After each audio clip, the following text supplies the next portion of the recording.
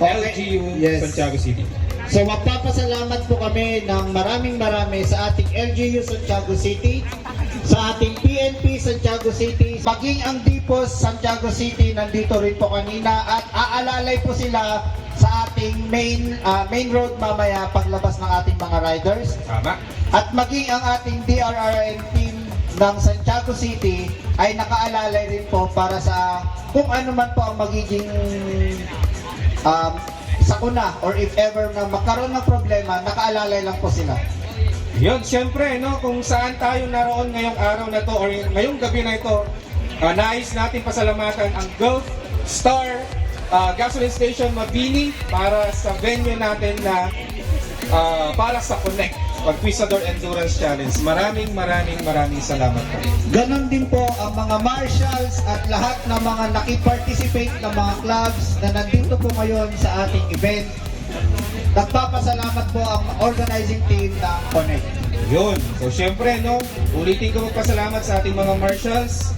Ayan, so, mula pa kaninang umaga, is nandito na, kahit tirik ang araw, ay nakalalay at nakasis sila sa atin. At syempre, hindi natin makakalimutan pasalamatan, Sir Jay, ang mga sumuporta sa ating event na to, sa ating mga giliw na, ang ating ginigiliw na mga major sponsors, unang-una sa listahan.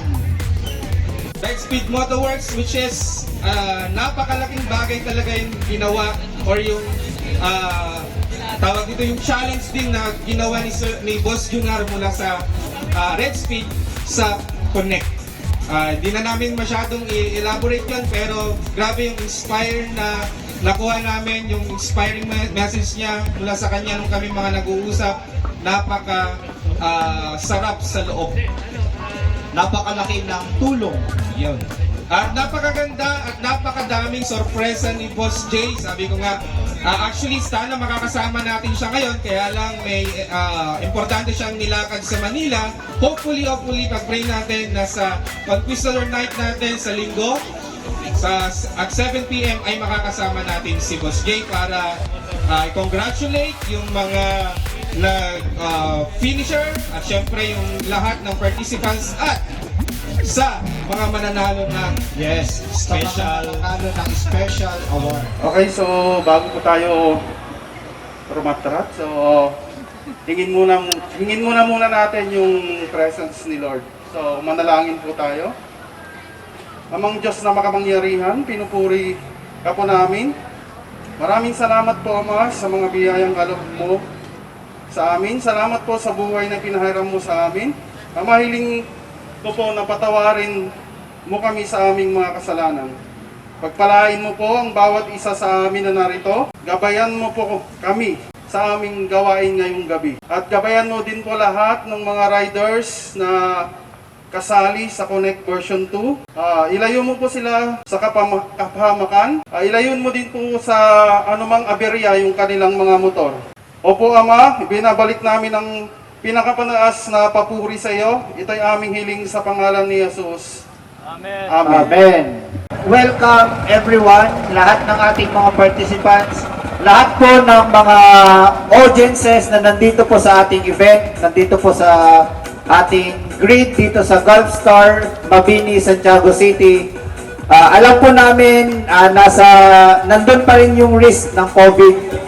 At alam ko po na lahat kayo dito ngayon ay tinitake pa rin ang ating safety protocols, which is yung pagsuot lagi ng ating mga face mask. Kami po tinanggal lang namin kanina kasi nga magsasalita. So maraming salamat, Sir Jay. At syempre, no, ulitin ko ding i-welcome ang ating mga kasama dito, yung mga kasama ng ating mga Enduriders, na kanilang mga pamilya, kanilang asawa, mga anak, nanay, tatay, jowa, girlfriend, boyfriend, ano? So na nakasuporta sa kanila, welcome din po kayo sa ating event ngayong gabi, ang Conquistador Endurance Challenge. Alam mo, Sir Jay, talaga nakaka-proud na ngayong gabi na is tuluyan na nga nating maiko-connect yung North at South. Siyempre, tayong dalawa na experience na natin na pumunta na mag-drive sa Manila. Opo. Recon natin, di ba? Yes, kami po ni Sir Eugene, iba po yung time na pumunta si Sir Eugene, iba din po yung sa amin. Pero in-update po namin kayo lahat, participants, during our recon.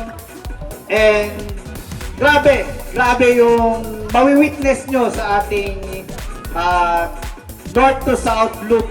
So ayan po. Kung makikita po natin, nandyan po yung ating mga checkpoints and photo ops na i-identify po mamaya yung mga coordinates sa ating checkpoint and photo ops. So I request siguro yung mga participants na nandyan, i-ready nyo na po yung inyong mga Google Map kasi po i-identify po yung exact coordinates mamaya ng isa sa ating mga kasama na naging parte ng ating recon team. Ayan, kanina nagpe-pray si Sir Clifford, nararamdaman ko yung kaba niya no?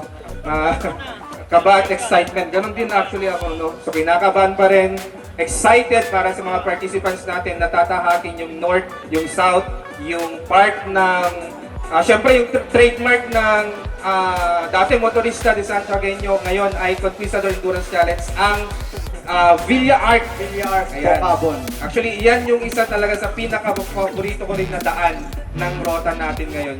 Grabe yung parkingan doon. Talagang may enjoy mo yung view. At isa lang yung tip ko sa mga participants natin, since mahaba yung oras natin, ine-encourage namin kayo na i-consume yung oras natin. 15 hours para sa 500 kilometers at 30 hours naman para sa 1,000 kilometers. At tsak, may enjoy nyo yung rota natin. Lalo na nga dito, sabi ko nga, bukod doon sa Maysal is etong Villa Arc to San Luis to Baler. Grabe yung view ng daan na yan. So, mas maganda kung dumaan kayo dyan ng medyo maliwanag na.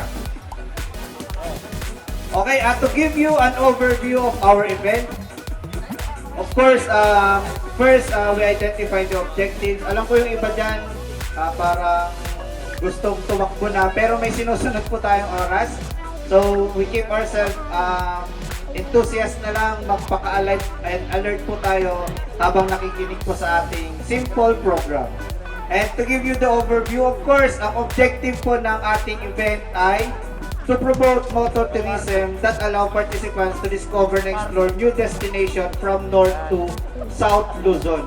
So, ang ina-encourage po talaga namin sa lahat ng ating mga participants is to enjoy yung mga view.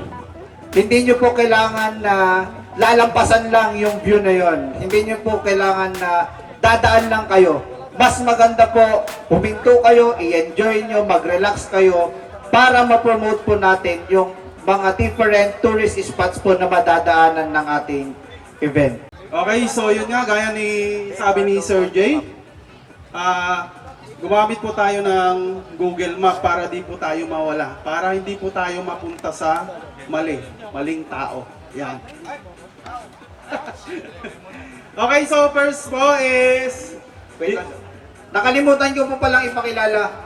Si Sir Clifford po ay isang hugoterong lakwatsero. So, Yan. mapapansin nyo po, pag nagsasalita si Sir Clifford, talaga po, humuhugot po yan kasi malaki po ang pinagdadaanan yan.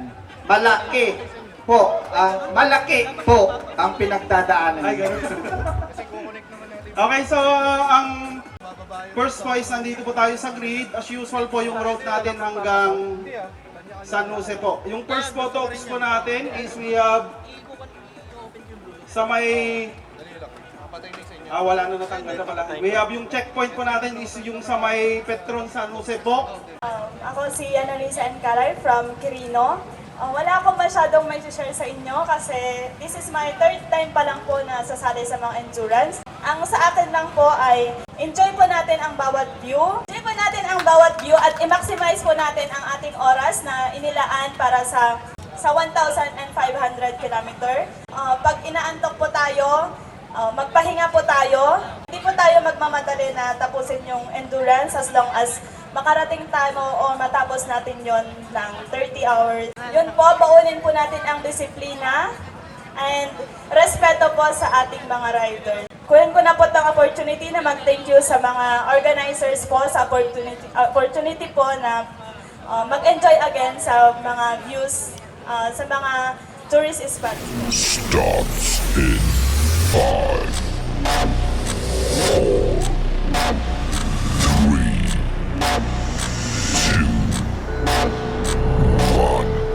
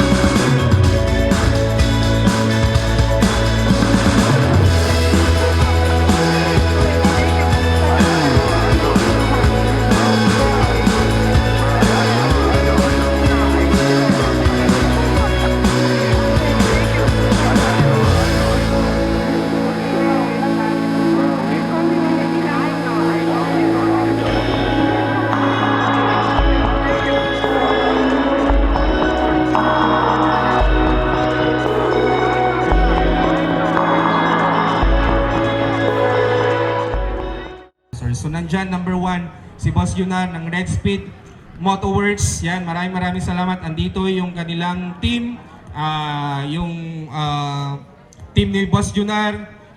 Sad to say, hindi natin siya makakasama dahil may importante siyang lakad sa Manila at meeting, pero andito sila 100% nakasupport sa atin. So mamaya maririnig din natin na magsasalita yung isa sa kanilang mga kasamahan. So muli maraming salamat Red Speed Motorworks. At syempre, pangalawa sa ating Gulf station na kung saan ginanap natin yung grid. Isang request lang natin sa kanila is napagbigyan tayo. At yung mga sponsors pa natin, ng mga iba, andyan, sabi ko nga yung kapitbahay natin, si JVF Motorsport, na namigay ng mga helmet na ipamimigay natin sa ating mga participants. Siyempre, andyan si JT Moto Gears ng Kawayan City. May mga helmet din tayo ipamimigay mamaya. At siyempre, ang Umaykan, another helmet at mga gift certificate. Ayun. Ayun, thank you po. Thank you po sa, unang-una po, thank you po sa mga nandito ngayon na pumunta sa ating event. Yan, yung Connect version 2 Endurance Challenge. Ayun. Yun nga, wala si Boss Junar kasi nasa Maynila. Marami siyang tinutulungang tao kaya halos din niya na maharap yung ibang bagay. Ayun. So, pero ayun, masaya tayo lahat na nandito tayo. Ayun. At saka, yun nga, may delikado yung itong palarong to, may mga nangyari, pero sa awa ng Diyos ay safe tayo lahat na nakauwi, na ligtas. Ayun. At yun nga, hindi lang tayo masaya, kundi ang ano lang din natin is makatulong sa ating kapwa. Ayun. So, ayun, once again, on behalf of the Red Speed, we like to thank everyone sa mga suporta, sa mga kasama natin sa Connect. Yun. So, thank you po. So yung ipaparapol po natin ay kasi Thailand po hindi rin po namin mabasa. Pabunutin mo nga yung isa sa mga participant natin sa Romel, mga nakapila dyan. Eto si ma'am, alam ko. Bike number 0.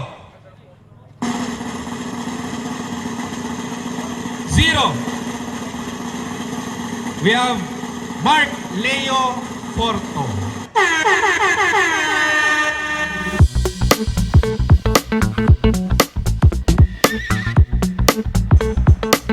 Bike number 2-1. Sir Joel Soltera. Soltero, yan. Dito pa kayo, sir. Yun. San Isidro. Yun, nagkamali ako. San Isidro Isabela. Panalo si sir ng Max Protector ng RSA Clean and Shine, Remove Stain, Restores Color. Yun.